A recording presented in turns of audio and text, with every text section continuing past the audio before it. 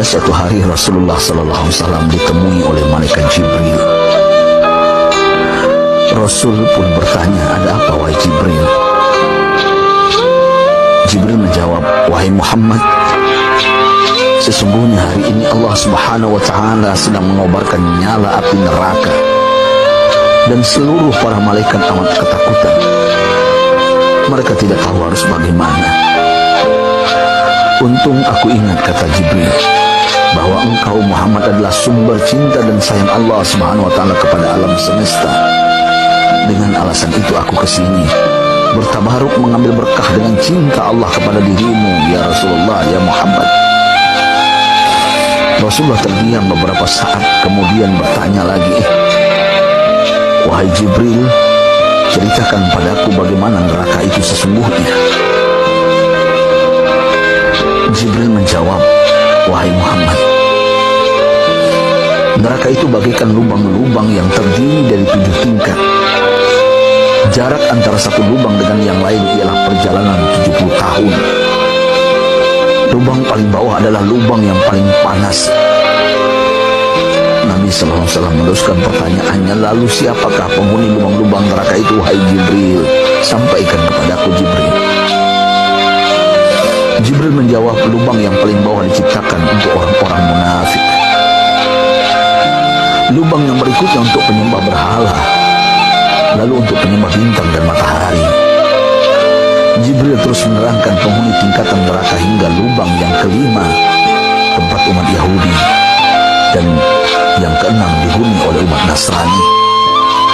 Setelah menjelaskan penghuni 6 tingkatan neraka, Jibril diam cukup lama.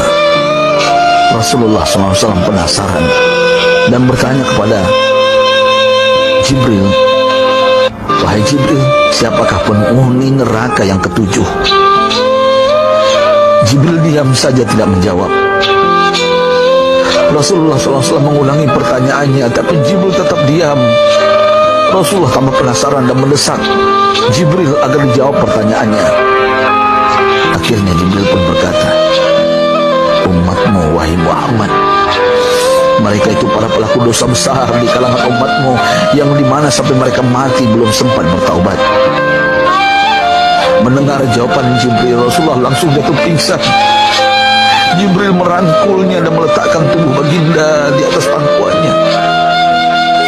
Tak berapa lama Rasulullah SAW sadar dan langsung menangis bersimbah air mata dengan terisak-isak.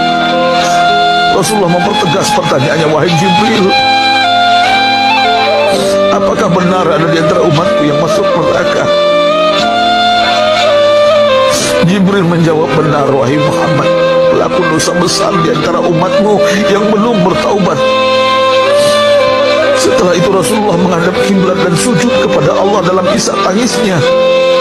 Sesekali dengan suara pelan beliau membisikkan kata-kata, "Ummati ya Rabb, ummati, ummati, ummati." Beliau SAW tidak mengangkat kepalanya dalam keadaan seperti itu selama 3 hari 3 malam, kecuali setiap Bilal bin Rabah mengumandangkan azan, barulah beliau bangkit untuk menjadi imam, dan setelah itu kembali sujud lagi. Pada hari ketiga Abu Bakar menyadari hal ini, beliau mengetuk pintu Rasulullah dan mengucapkan salam 3 kali, namun tidak terdengar jawaban. Abu Bakar sedih dan berseru di hadapan pintu Nabi besar Muhammad SAW, "Apakah ada jalan untuk masuk ke rumahmu ya Rasulullah?" Tetap tidak ada jawaban. Di jalan Abu Bakar bertemu sahabat Umar. "Mengapa engkau menangis, wahai Abu Bakar?" kata Umar. Abu Bakar menceritakan keadaan Rasulullah SAW. Maka Umar pun melangkah menuju rumah Rasulullah dan terjadilah hal yang sama. Umar pun pulang dan menangis.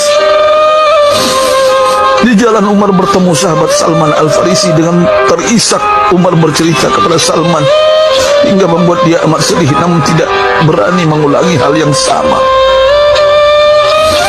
Salman melangkah menuju rumah Fatimah radhiyallahu anha dan menceritakan hal itu. Setengah berlari Fatimah menuju rumah ayah tercinta dan mengetuk pintu sambil mengucapkan salam. Mendengar suara lembut putri tercinta, sejuklah dada Rasulullah. Beliau bangkit dari sujud dan membuka pintu. Alangkah terkejutnya Fatimah melihat Rasulullah, ayah tercinta, amat kurus dan pucat. Fatimah memeluknya lalu menangis. Wahai ayah, apa yang terjadi? Mengapa engkau amat sedih seperti ini? Rasulullah kembali menangis dan berkata dengan suara lirih, wahai Fatimah, belahan jiwa aku.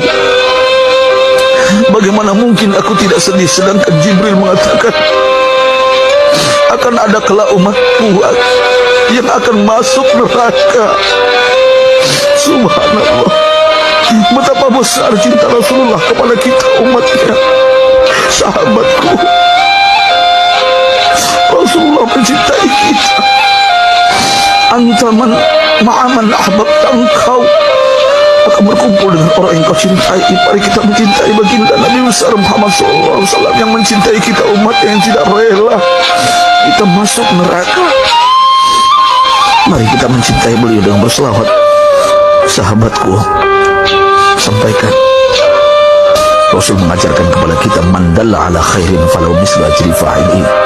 Siapa yang menunjukkan kepada kebaikan, maka dia akan mendapatkan pahala seperti orang yang mengerjakannya. Mudah-mudahan ini menjadi pahala jariah bagi kita.